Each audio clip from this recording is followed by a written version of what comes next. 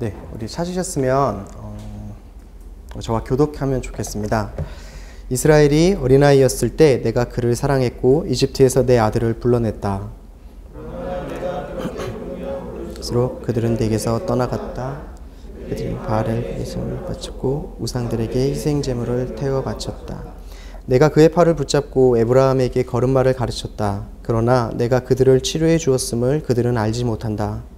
내가 그들을 인간의 줄로 사랑의 끈으로 이끌고 그들의 목에서 멍에를 벗겼으며 그들에게 먹을 것을 주었다. 그들이 이집트 땅으로 돌아가지 않을 것이나 아시리아가 그들의 왕이 될 것이다. 그들이 돌아오기를 거부했기 때문이다. 칼이 그들의 성읍에서 춤을 추고 손의 빗장들을 부수며 계략으로 인해 그들을 삼켜버릴 것이다. 내 백성이 내게서 등을 돌리기로 작정했다. 그들 모두가 지극히 높은 이를 소리내 부른다 해도 그가 그들을 일으켜 세우지 않을 것이다. 에브라임이여 내가 어떻게 너를 포기하겠느냐. 이스라엘이여 내가 어떻게 너를 넘겨주겠느냐. 내가 어떻게 너를 아드마처럼 하겠느냐. 내가 어떻게 너를 스보임처럼 만들겠느냐. 내 마음이 바뀌어 내 긍휼이 뜨겁게 솟아오른다. 내가 내 진노를 쏟지 않고 내가 다시는 에브라임을 멸망시키지 않을 것이다. 나는 하나님이고 사람이 아니며 내 가운데 있는 거룩한 신이기 때문이다. 내가 진노함으로 오지 않을 것이다. 그들이 여호와를 따라갈 것이며 그가 사자처럼 포효할 것이다. 그가 포효하면 그의 자손들이 서쪽에서부터 떨면서 나올 것이다. 같이 읽겠습니다. 이집트로부터 새들처럼 아시리아 땅으로부터 비둘기들처럼 그들이 떨면서 나올 것이다. 내가 그들을 각자의 집에서 살게 할 것이다. 여호와의 말이다. 아멘. 네. 그 호세아서는 총 14장으로 구성이 되어 있습니다. 남유다와 북이스라엘이 모두 있던 시대에 북이스라엘 향해서 선포되었습니다. 북이스라엘은 한 번도 하나님을 찾는 그 선한 왕이 없던 나라입니다.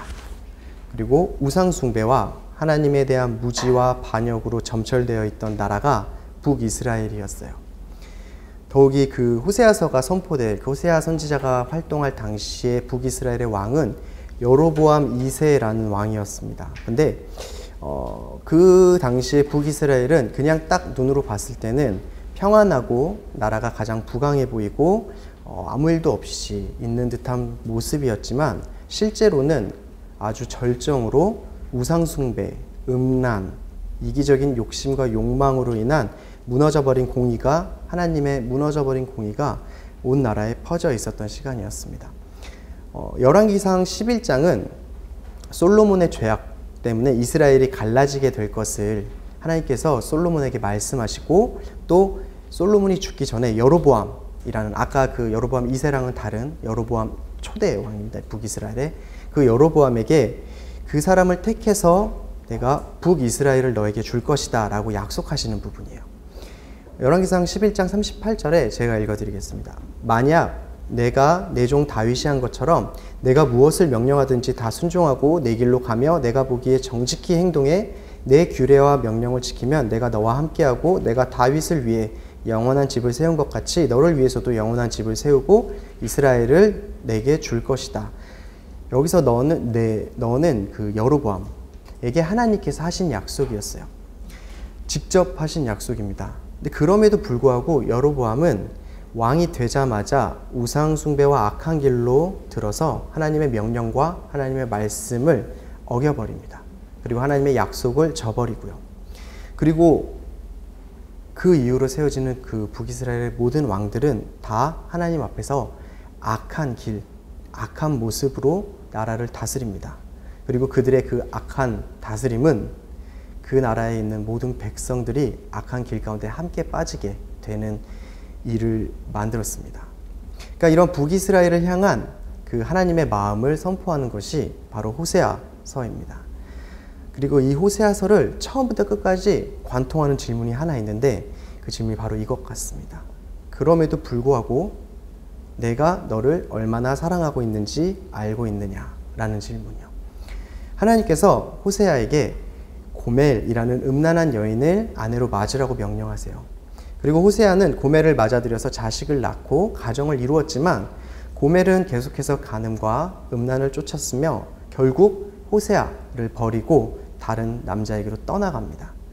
율법에 의하면 찾기만 하면 죽음에 이르는 벌을 내려야 되지만 하나님께서는 호세아에게 정반대의 말씀을 하시죠. 아내를 찾으라고 하시고 그 아내의 대가를 지불하고 데리고 와서 사랑하라고 말씀하십니다.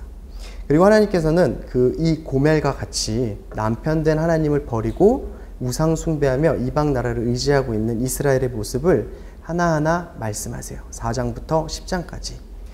마땅히 하나님을 대적하고 그 율법을 어기고 전혀 지키지 않고 우상 숭배하고 있는 이스라엘에 대해서 하나님께서 물어보시는 질문은 이것입니다. 이스라엘아, 내가 너를 얼마나 사랑하고 있는지 알고 있느냐? 그 본문에 이제 그 11장이 바로 10장까지 그 이스라엘의 악행에 대해서 그리고 심판에 대해서 말씀하시고 나서 하나님의 본심을 드러내는 장이 11장입니다. 그래서 1절에서는 이렇게 이야기를 하고 있습니다. 이스라엘이 어린아이였을 때 내가 그를 사랑했고 이집트에서 내 아들을 불러냈다. 호세아와 그 고멜의 비유를 통해서 남편과 아내로서의 관계를 말씀하셨습니다. 그래서 남편 대신 하나님을 버리고 아내인 된 이스라엘이 간음과 음란을 쫓았던 것에 대해서 비교해서 말씀하셨으면 여기 11장에서는 그 부모와 자녀의 관계를 통해서 말씀하세요. 그 하나님의 사랑이 어떠한지를 부모와 아들의 관계를 통해서 알려주십니다. 이스라엘의 수가 많은 수가 되기도 전에 그 민족이라고 불리는 그 전에 그리고 이스라엘이 그 어린아이 같이 스스로 보호할 수도 없고 자신을 능력도 없고 그 다음에 모든 도움이 하나하나 다 필요한 그때에도 하나님께서는 이스라엘을 사랑했다고 말씀하십니다. 그리고 장자라고 부르면서 이집트에서 노예된 생활에서 하나님께서 끄집어냈다고 구원하셨다고 말씀하세요. 그런데 불러내셔서 함께하고자 했던 그 이스라엘이 하나님의 그 마음을 저버리고 하나님의 그 마음이 무너져 버렸습니다. 그러니까 이렇게 구원받은 이스라엘이 하나님께 나아오는 것이 아니라 하나님께서 부르면 부를수록 하나님으로부터 멀어지는 일을 보인 거예요. 오히려 하나님이 아닌 바알이라는 우상을 찾아갔고 우상들을 사랑했던 거예요. 하나님을 사랑하라고 하나님께 부르고 오라고 이렇게 구원했던 그들이 오히려 하나님을 등지고 바알을 쫓아가고 바알을 사랑하고 그러니까 하나님의 사랑과 이스라엘의 태도가 이 1절과 2절에서 이렇게 대조적으로 나타나고 있는데 이 대조가 앞으로도 지속적으로 나타납니다. 3절에서도 하나님께서는 사랑을 이렇게 하셨다고 말씀하세요. 내가 그의 팔을 붙잡고 에브라임에게 걸음마를 가르쳤다. 그러나 내가 그들을 치료해 주었음을 그들은 알지 못했다. 그러니까 여기서 에브라임은 그 북이스라엘을 지칭하는 다른 말입니다. 그래서 하나님께서 이스라엘을 단지 구원만 하고 두신 게 아니라 태어난 아이가 필요로 하는 그 모든 것들을 공급하셨고 또 스스로 걸을 수 있도록 가르쳐 주셨다라는 거예요. 근데 가르쳐 주실 때 팔을 붙잡았다고 하신 것은 단순히 말로만 멀리서 가르쳐 주신 게 아니라 그 팔을 붙잡고 옆에서 함께 걸으면서 지탱해 주시고 넘어지려고 하면 붙잡아 주시고 그렇게 걸음마를 한 걸음 한 걸음 걸을 수 있게 가르쳐 주셨다고 말씀하십니다. 고통을 호소하고 있는 부분도 다친 부분을 가지고 오면 하나님께서 친히 치료하셨다고 말씀하세요. 그런데 그럼에도 불구하고 이스라엘은 걸을 수 있게 되자 하나님께 뛰어가는 것이 아니라 아버지께 뛰어가는 것이 아니라 우상을 향해서 달려갔고 회복된 이스라엘은 상처가 나았음에도 불구하고 하나님을 의지하는 것이 아니라 이방 나라 자기가 볼 때 강대국이라고 자신을 지켜줄 수 있다고 생각되는 나라로 달려갔어요. 하나님께서 주신 그 사랑에 감사하기는커녕 이스라엘의 태도는 역시나 하나님을 알기를 원치 않았습니다. 4절에서는 하나님께서는 또 그들을 인간의 줄로 사랑의 끈으로 이끌었고 그들의 목에서 멍에를 벗겼으며 그들에게 먹을 것을 주셨다고 말씀을 하세요. 이 인간의 줄 사랑의 끈으로 이끄셨다라는 것은 하나님께서 이스라엘을 하나의 인격체로 사랑하는 대상으로 보시고 마치 그 노예나 가축들 멍에를 씌워서 막 조종하잖아요. 이렇게. 그런 게 아니라 친히 말씀하시고 자상하게 가르쳐 주시고 하나하나 인도하셨다라는 것을 말씀하세요. 그러니까 우리의 마음을 조종하시거나 우리에게 공포나 두려움을 주셔서 억지로 우리를 하나님 말을 듣게 하실 수도 있었어요. 그게 아니라 감정을 배제시키고 무조건적으로 우리가 하나님 말에 순종하게 하실 수도 있었으나 하나님께서 그렇게 하지 않으셨다라는 거예요. 이집트에서는 이스라엘을 멍에를 씌우고 노예처럼 학대했습니다. 그들이 원치 않는 일을 억지로 시키고 그들이 하고 싶지 않은 일을 시키면서 마치 가축처럼 그들을 조종했지만 하나님께서는 그렇게 하지 않으셨다라는 거예요. 심지어 광야에서도 하나님께서는 이스라엘에게 물을 달라면 물을 주셨고, 배가 고프다 그러면 먹을 것을 주셨고, 고기를 달라 그러면 고기를 주셨고, 옷이 닳아서 해지는 것도 막아주셨고, 쉬는 것도 허락하셨어요. 독충들로부터 보호하셨고, 이스라엘을 공격하려는 그 대적들로부터 하나님께서 지켜주셨습니다. 하나님께서는 노예처럼 조종하거나 멍에를 이렇게 씌우는 것이 아니라 반대로 멍에를 벗기고 자유하게 하셨는데, 이들은 자유하게 되자 하나님을 의지하지 않고 도리어 아시리아나 애굽 같은 강대국으로 달려가서 또 그들에게 의지하고 그들을 순종하는 모습을 보였다고 말하고 있습니다. 그래서 5절 6절에 보면 그들이 이집트 땅으로 돌아가지 않을 것이나 아시리아가 그들의 왕이 될 것이다. 그들이 돌아오기를 거부했기 때문이다. 칼이 그들의 성읍에서 춤을 추고 성문의 빗장들을 부수며 그들의 계략으로 인해 그들을 삼켜버릴 것이다 라고 말씀하실 때, 그 이스라엘은 이런 하나님께 받은 그 모든 것들을 다 저버리고 하나님께 돌아가기를 거절하고 역시 결국 아시리아에게 노예로 사로잡히게 될 것을 말씀하시는 거예요. 그러니까 자녀로서 자유함, 하나님께서 자유하게 하신 그 자녀로서의 자유함을 버리고 오히려 노예로서 붙들리는 삶이 바로 하나님께 돌아가지 않고 아시리아로 향한, 자신들의 우상으로 향한, 자신들이 믿고 의지하는 그 헛된 것을 향한 그 이스라엘의 말로가 된 거예요. 그리고 그 말로가 될 것이라고 말씀하고 계십니다. 하나님께서는 그 애굽에서 이스라엘을 구원해내신 이유는 하나님께 돌아오라고 하기 위함이었어요. 그런데 이스라엘은 하나님께 돌아서기보다는 눈에 보이는 힘이 있는 아시리아에게로 돌아섰죠. 그러니까 많은 선지자들을 통해서 계속 이야기를 하십니다. 한 번 말씀하시고 안 왔다고 바로 벌하시는 것이 아니라 그 수많은 선지자들을 계속해서 보내세요. 그것은 바른 길이 아니다, 위험하다, 돌아와라, 그 길로 가면 안 된다 라고 하시는 그 하나님의 말씀, 그 하나님의 사랑을 계속해서 무시하고 결국에는 자신의 생각에 옳은 대로, 자신의 원함대로 아시리아를 붙잡은 이스라엘을 결국 자신이 붙잡은 그 우상, 그 아시리아가 자신이 이쪽으로 가면 살 것 같다라는 그 자신의 그 어리석은 계략, 생각 때문에 아시리아의 지배를 받게 될 것이라고 말하고 있습니다. 이는 이들이 하나님의 말씀을 듣지 못한 것도 아니었고, 이스라엘이 하나님보다 이방 국가가 너무 무서워서 어쩔 수 없는 생명의 위협 때문에 그 두려움 가운데 선택을 한 것도 아니었어요. 그냥 그들에게는 그저 하나님만 아니었으면 됐던 거예요. 하나님께로서 돌이키라고 이렇게 뒤를 돌려놨더니 뒤를 도는 것이 아니라 왼쪽을 바라보고 오른쪽을 바라보고 하나님이 계시지 않은 곳만 찾아서 보는 거죠. 그냥 그들이 하나님만 아니었으면 되었다, 하나님을 거부한 것이다, 그것에 대해서 7절에서 말하고 있습니다. 이들이 이런 선택을 하고 이런 결말을 받은 이유는 바로 하나님께 등을 돌리려고 작정했기 때문이에요. 내 백성이 내게서 등을 돌리기로 작정했다. 그들 모두가 지극히 높은 이를 소리내 부른다 해도 그가 그들을 일으켜 세우지 않을 것이다. 여기서 이 지극히 높은 이는 하나님이 아니라 그 바알, 그들이 섬기는 그 우상을 말합니다. 그래서 혹은 이스라엘이 생각하는 강한 어떤 것 있죠. 자신들이 믿고 따를 수 있는 것, 순종해야 될 것, 아시리아 혹은 그냥 다른 우상들, 자신들이 의지하고 있는 것을 말해서 새 번역본에서는 이렇게 말하고 있어요. 내 백성이 끝끝내 나를 배신하고 바알을 불러 호소하지만 그가 그들을 일으켜 세우지 못할 것이다. 바알이 이스라엘을 일으켜 세우지 못할 것이다 라고. 개역개정은 이 지극히 높은 이를 하나님으로 보지만 이스라엘이 하나님께 제사를 했지만 하나님께 한 게 아니거든요. 이름은 하나님이지만 마치 금송아지를 섬기듯이 하나님께 제사한다고 말하지만 그들은 하나님이 아닌 자신들이 만든 신을 섬기고 있었어요. 그렇기 때문에 그 자신들이 지극히 높으시니 하나님께 기도를 하고 제사를 하고 부르짖는다고 해도 그들이 생각하고 있는 그 지극히 높은 이는 하나님이 아니시기 때문에 구원할 수 없다라고 말하고 있습니다.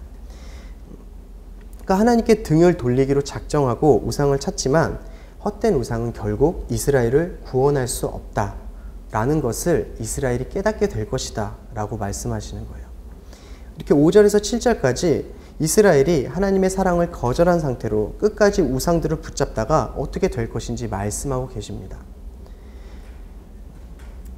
아까 얘기했다시피 그 호세아서가 작성될 때가 여로보암 2세 시대라고 했잖아요.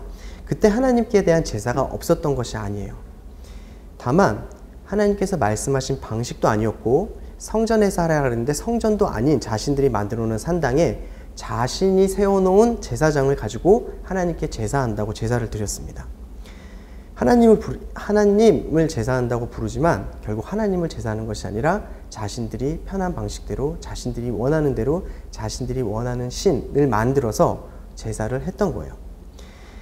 그러니까 하나님이라 부르지만 하나님을 섬긴 것이 아니었죠. 바알에게 제사하듯이 이방 우상 제사법으로 하나님께 제사했고 그들의 마음속에는 아마 둘 다 섬기면 더 좋은 거 아닌가?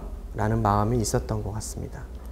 하지만 하나님께서는 때가 되면 바알은 아무 능력이 없음을 알게 하시고 또한 이름만 하나님이라 불렀던 그 제사는 너희들이 진짜 하나님에게 한 것이 아니라 그것을 너희가 만든 그 헛된 우상에게 한 것임을 너희가 깨닫게 될 것이다 라고 말씀하시는 거예요. 그러니까 6절에 보면 이스라엘이 침략당하고 무너질 것이라는 하나님의 선포는 어찌 보면 당연한 이유인 것 같습니다. 율법에 따라서도 신명기에서 약속하신 대로 너희가 내 말에 순종하고 내 말을 따르면 너희가 복을 받을 것이고 그 말에 순종하지 않고 너희가 다른 길을 걸으면 저주받을 것이다 라고 약속하신 대로 그 율법에 따라서도 북이스라엘이 저주를 받고 멸망을 당하는 것은 하나님 보기에 합당한 일일 뿐이었습니다. 근데 그럼에도 불구하고 하나님께서는 8절에서 자신의 마음을 정반대로 표현하십니다. 마음을 정반대로 표현한 게 아니라 흐름과 반대로 하나님의 마음이 다르게 표현이 돼요. 우리 8절 같이 좀 읽어봤으면 좋겠습니다. 에브라임이여 내가 어떻게 너를 포기하겠느냐 이스라엘이여 내가 어떻게 너를 넘겨주겠느냐 내가 어떻게 너를 아드마처럼 하겠느냐 내가 어떻게 너를 스보임처럼 만들겠느냐 내 마음이 바뀌어 내 긍휼이 뜨겁게 솟아오른다. 이스라엘이 그렇게 했음에도 불구하고 하나님께서는 이스라엘을 향한 긍휼을 나타내 줍니다. 포기하지 못한다. 넘겨주지 못한다. 너희를 아드마와 스보임처럼 만들지 않겠다 라고 말씀하세요. 이 아드마와 스보임은 소돔과 고모라 인근 지역에 있었고 소돔과 고모라가 이렇게 활달하게 멸망당할 때 그들처럼 온 땅이 소금과 유황으로 타서 재가 돼서 멸망한 곳이에요. 신명기 29장 23절에 그 이야기가 나옵니다. 그러니까 하나님께서 나의 긍휼로 인해서 내 마음으로 인해서 내 사랑으로 인해서 이스라엘 너희를 버리지도 않고 멸망시키지도 않고 회복시킬 것이다 라고 말씀하는 내용이 바로 오늘 본문의 내용인 거예요. 1절부터 11절까지 쭉 보면 이런 내용입니다. 내가 이스라엘에게 이러한 사랑을 주었지만 이들은 나를 버렸다. 내가 이스라엘을 이렇게 인도하고 사랑을 주었지만 이들은 돌아서서 우상을 섬겼다. 내가 이스라엘을 이렇게 사랑했는데 그러나 그들은 나를 버렸다. 그렇지만 나는 너를 포기하지 않겠다라는 말씀을 하고 계십니다. 그러니까 오늘 본문은 몇 가지 배경 지식, 아까 아드마나 스보임이 누구지 이런 것만 알면 그렇게 어렵지 않은 내용이에요. 쉽게 이해할 수 있는 내용입니다. 그래서 이것을 더 깊이 해석하는 것보다 이 말씀 그대로를 우리가 마음 가운데 받을 때 하나님의 마음을 더 잘 받을 수 있을 것 같습니다. 하나님의 그 뜨겁고 변하지 않는 사랑과 그 사랑이 어떻게 나타났는지에 대해서 계속 말씀하세요. 그에 반해 그러한 사랑에도 불구하고 이스라엘이 하나님께 어떻게 대하고 있는지가 대조되면서 나타납니다. 이스라엘은 어떻게 끝까지 하나님을 등지고 있었어요. 하나님께서는 끝까지 이스라엘을 향해서 두 팔을 벌려서 사랑을 전하고 계십니다. 이스라엘의 형태로 봤을 때, 그들이 한 행동으로 봤을 때 마땅히 받아야 할 형벌임에도 불구하고 그것을 뒤집는 하나님의 긍휼에 대해서 말씀하고 계세요. 근데 이게 슬픈 것은 이 이스라엘이 왜 이랬을까가 아니라 그 이스라엘이 바로 저와 그리고 우리와 동일하다는 겁니다. 우리가 주님을 알기 전에 먼저 주님께서 우리를 사랑하셨고 죽음의 권세 아래에서 우리를 하나님의 사랑하시는 아들의 나라로 옮기셨어요. 그리고 우리를 하나님의 아들이라 부르시고 하나님의 딸이라 부르시고 하나님의 자녀라고 부르셨습니다. 그러나 우리는 입술로 고백하며 삶으로는 바알을 찾고 있습니다. 돈을 구하고 우리의 안녕을 위해서 도움이 되는 것이면 무엇이든 찾아가고 우리의 마음을 나누어서 하나님이 아닌 것에 주었으며 심지어 때로는 우리의 전심을 하나님이 아닌 다른 것에 주었을 때도 있습니다. 하나님께서 우리를 구원하시고 우리의 팔을 붙드시고 옆에서 함께 걸으시면서 믿는 우리가 어떻게 걸어가야 되는지 어디로 가야 되는지 정말 그렇게 자상할 수 없을 정도로 하나하나 가르쳐 주세요. 그런데 우리는 우리에게 생명을 주시고 회복해 하신 그 하나님을 잊고 몸과 생활이 나아져서 몸과 문제가 없어져서 지금 당장 괜찮은 것처럼 느껴질 때 하나님께서 하셨음을 금세 잊어버리고 또 하나님을 붙들고 하나님께 나아가는 것을 자꾸 놓쳐버립니다. 하나님께서는 우리를 노예나 가축처럼 아까 이야기했다시피 로봇처럼 우리를 조종하지 않으시고 우리의 의견을 들으시고 우리의 마음을 들으시고 우리의 뜻도 때로는 물어보시기도 하세요. 우리를 그렇게 사랑으로 아들처럼 딸처럼 대하십니다. 그런데 우리는 하나님께 돌아가기를 자꾸 거절합니다. 오직 하나님만 의지하는 것을 버리고 이스라엘처럼 하나님과 바알을 같이 섬기는 거예요. 하나님과 하나님이 아닌 것을 자꾸 쫓아갑니다. 하나님을 믿고 하나님을 섬깁니다 라고 말하면서도 실제로는 하나님이 아닌 것들도 같이 붙들고 있는 거예요. 오른손에는 하나님이지만 왼손에는 하나님이 아닌 하나님을 섬기면서 세상에서 말하는 세상의 진리, 세상의 흐름, 세상의 사조에 그 말들도 마음에 함께 담고 있어요. 이런 묵상을 하다가 보니까 제가 이 이스라엘과 하나도 다를 것이 없는 거예요. 이스라엘을 욕할 수 있는 자격도 없었고 제3자로서 이스라엘과 하나님을 보면서 야, 이스라엘 이렇게 하면 안 되는데 나도 이렇게 하지 말아야지 라는 그렇게 말할 수 있는 위치에 있는 것도 아니었습니다. 그러니까 나의 삶에 아직도 하나님께 등 돌리고 있는 부분이 여전히 남아있고 나의 마음에 아직도 하나님의 자리를 탐하는 내가 높아지길 바라고 내가 더 알려지길 바라고 내가 더 영향력이 있길 바라고 그러니까 우리 안에 그런 것들이 무엇이 있는지를 매일 아침 살피고 또 매일 잠들기 전에 살펴서 돌이키는 우리가 되었으면 좋겠습니다. 네. 근데 감사한 것은 이스라엘과 똑같은 저 자신이지만 우리가 이스라엘과 똑같잖아요. 근데 이 이스라엘을 끝까지 사랑하신 하나님 그리고 그 하나님의 사랑도 역시 동일하다는 거예요. 이 이스라엘을 끝까지 사랑하신 하나님이시라면 저 역시 끝까지 사랑하시는 분이실 겁니다. 우리를 끝까지 포기하지 않으시는 그 사랑하시는 분이십니다. 8절을 제가 다시 한번 읽어보겠습니다. 에브라임이여 내가 어떻게 너를 포기하겠느냐 이스라엘이여 내가 어떻게 너를 넘겨주겠느냐 내가 어떻게 너를 아드마처럼 하겠느냐 내가 어떻게 너를 스보임처럼 만들겠느냐 내 마음이 바뀌어 내 긍휼이 뜨겁게 솟아오른다. 어떻게 너를 포기하겠냐 어떻게 너를 넘겨주겠냐 내 긍휼이 이렇게 뜨거운데 그러니까 우리의 부족하고 죄악되고 연약한 모습에도 불구하고 하나님께서는 우리를 끝까지 사랑하시는 거예요. 하나님의 긍휼이 감사하게도 부어지고 있다는 거예요. 아까 우리 고백한 것처럼 만일 주님이 나를 보시며 사랑받을 자격이 없다고 하셨다면 만일 주님이 소망 없는 나를 긍휼히 보지 않으셨다면 우리는 어떤 삶을 살고 있었을까요? 그 주님의 긍휼이 우리를 부르지 않으셨으면 생각만 해도 아찔합니다. 우리가 죄악 가운데 넘어졌을 때 혹은 두려움 가운데 있을 때 아니면 너무나 그 복잡하고 큰 문제가 삶을 덮쳐올 때 그래서 내가 이것을 어떻게 핸들링 할 수 없고 해결할 수 없다고 생각될 때 하나님 앞에 때로는 내가 나의 모습 때문에 죄스러워서 나가지 못할 때 있어요. 상황은 다르고 문제는 다르지만 버티다가 결국 못 견디고 무릎을 꿇고 주님 앞에 아버지하고 이름을 부를 때가 있습니다. 제가요. 그렇게 이름을 불렀을 때 주님께서는 꼭 항상 같은 말씀으로 저의 마음을 만지시기 시작하셨습니다. 그 말씀이 바로 내가 너를 얼마나 사랑하고 있는지 알고 있니? 내가 너를 사랑한다. 항상 그러셨던 것 같아요. 쭉 돌이켰을 때 내가 힘들고 내가 문제가 있고 내가 어떠한 좋지 않은 상황 가운데 주님 앞에 혼날 것 같아서 못 나가고 주님 앞에 주님을 붙들어도 안 될 것 같아서 못 나가고 그 모든 문제 가운데서 주님 앞에 나아갔을 때 첫 마디는 사랑에 대한 말씀이셨어요. 내가 너를 얼마나 사랑하고 있는지 알려주시는 그 말씀이셨습니다.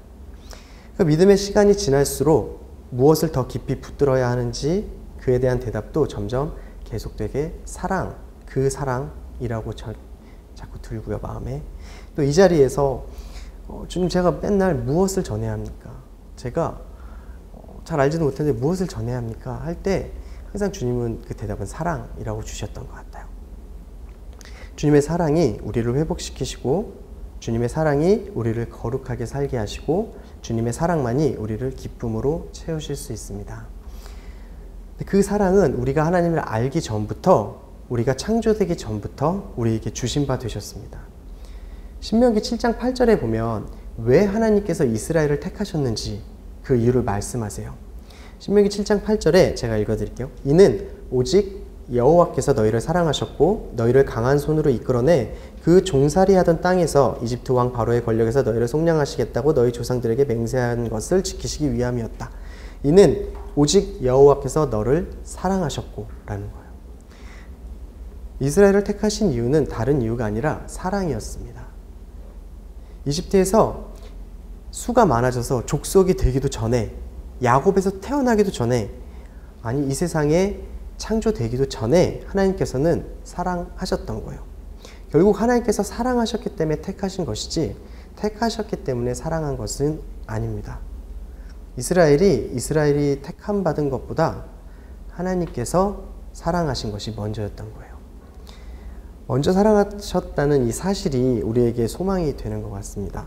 그러니까 우리가 무언가 화려한 모습이 있어서도 아니고 무언가 탁월한 능력이 있어서도 아니고 하나님 앞에 흠 없이 잘 서 있어서도 아니고 그냥 하나님의 사랑 때문에 구원받고 하나님의 사랑 때문에 택함받고 자녀라 불리게 된 것 같습니다. 된 것입니다. 하나님의 사랑을 느끼기 위해서 우리가 더 경건해질 필요가 없는 거예요. 내가 하나님의 사랑을 더 많이 알고 싶다고 해서 우리가 무언가를 애써 노력할 필요는 없습니다. 하나님께서 사랑하시기 때문에 이스라엘을 택하시고 아들 장자라고 부르신 것처럼 이미 사랑하시기 때문에 우리를 아들이라 딸이라 부르시고 택하셨습니다.